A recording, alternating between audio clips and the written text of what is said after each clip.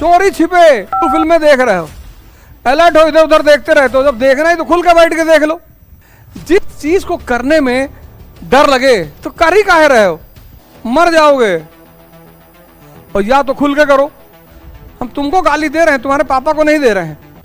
सेना का जो जवान है उससे कभी मत उलझना।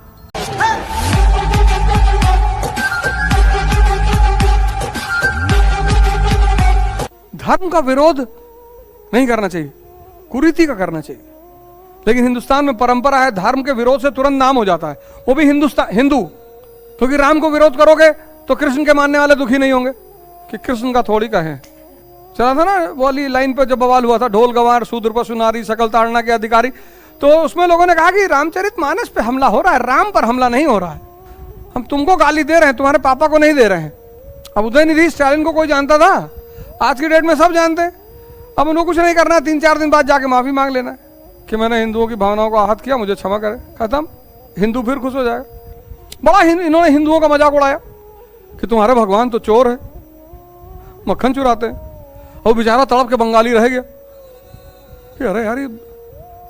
और जिसने शिव को, भगवान शिव को समझ लिया, इस देश ने भगवान शिव पर बहुत बल दिया है, बहुत। और जिसने भगवान शिव को समझ लिया, जहर ही तो पी के हजम करना है। बाहर निकलते हो 50 लोग उल्टा सीधा बोलते हैं, वो जहर नहीं है। घर जाते हो, गांव जाते हो, लॉज में रहते हो, हॉस्टल में रहते हो, डेली एक ना एक बात सुनते होगे अपने विरोध में, कैसे खून खौलता है।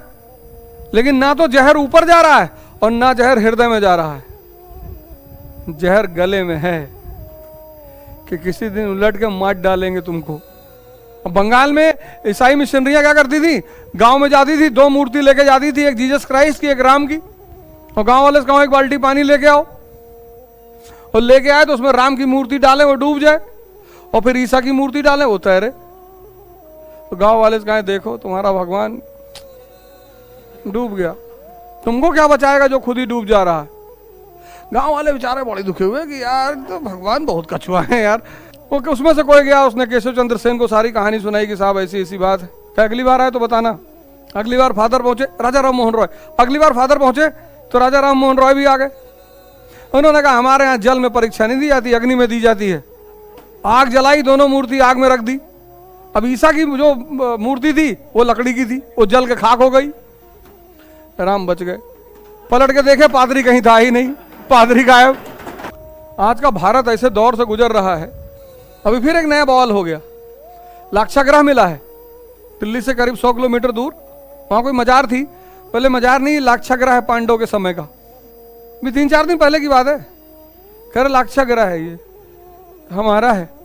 पांडवों के समय एक दुर्घटना घटी थी, उनको जला के मारने की घटना थी वो, तो बोले लाक्षागृह है। और ये हमारे धर्म को तो समझ नहीं पाए कि ब्रह्मा विष्णु महेश मतलब इलेक्ट्रॉन प्रोटॉन न्यूट्रॉन। बिल्ली के गले में चूहे थोड़ी बांध पाएंगे। चूहे प्लानिंग करेंगे कि बिल्ली आती है हमको मार के खा जाती है, अगर घंटी बज जाए तो मजा आ जाए, पर बांधेगा कौन। और इतना बटा हुआ मुल्क है, एक को मारो दूसरा मजा लेता है। इतना बटा हुआ मुल्क है, इतना। किसी पंडित की हत्या हो गई तो लिखते हैं कि बहुत अच्छा और अच्छा, मर के नरके गया होगा। ट्विटर को देखो, तुमको दिखाई पड़ेगा भारत की स्थिति क्या है। वहां पे संत वाणी भी चलती है, महात्माओं की वाणी भी चलती है, 2-4 शेर भी हैं उस पर कुत्तों की संख्या ज्यादा है, बहुत भौंकते हैं। और जो दिन भर लिए बैठा है, तो विरोध कौन करे, कौन हाथ उठाए। एक उठाएगा बाकी 3 लोग पीट दिए जाएंगे।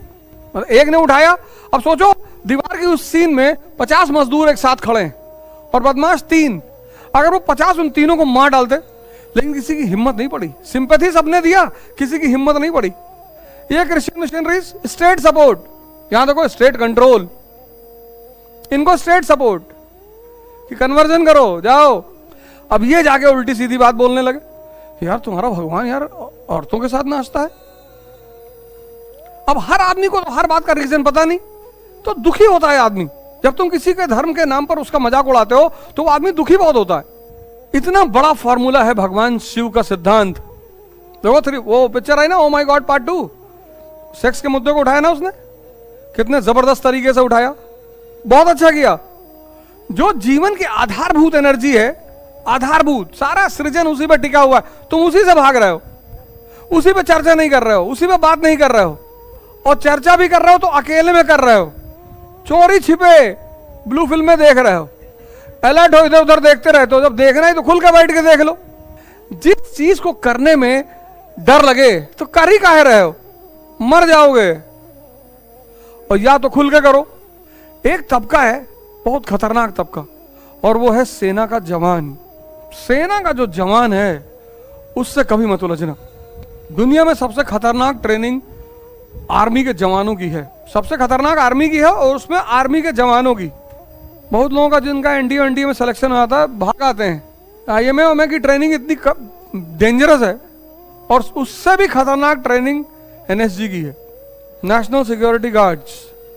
मतलब अगर 100 लोग आर्मी से जाते हैं तो सिर्फ 10 लोग रुकते हैं, बाकी 90 वापस आ जाते हैं। और दुनिया की सबसे खतरनाक फोर्स है एनएसजी, इंडिया की। कहीं भी ऑपरेशन करा लो, कहीं भी। अमेरिका की नेवी सील्स है, लेकिन वो इसलिए ताकतवर है क्योंकि उसके पास वेपन्स बहुत अच्छे अच्छे हैं, सोफिस्टिकेशन बहुत ज्यादा है नेवी सील्स जो हैं। लेकिन यहां पे उतने वेपन्स नहीं है, उतना सोफिस्टिकेशन नहीं है, हिम्मत बहुत ज्यादा है, डिसीजन मेकिंग पावर। मुंबई हमला हुआ, तुरंत एनएसजी को लगाया। और सेना का जो जवान है, एक तो उसकी फिजिकल फिटनेस, ये निकला कि 10-20 फैट बढ़ा, निकलना ही नहीं। जिसका भी ये निकला मतलब ये कमजोर हो गया, और ये तो है ही नहीं। अब ये अंदर चला गया जवानों का, और ये मतलब मजबूत है, लेकिन ये भी रहेगा तो दिक्कत करेगा। तो उनको दिन भर ट्रेनिंग की यादी, left turn, right turn, about turn, दिन भर। मंदिरों की जमीन छीन ली, लैंड एक्विजिशन, मंदिरों की जमीन छीन ली।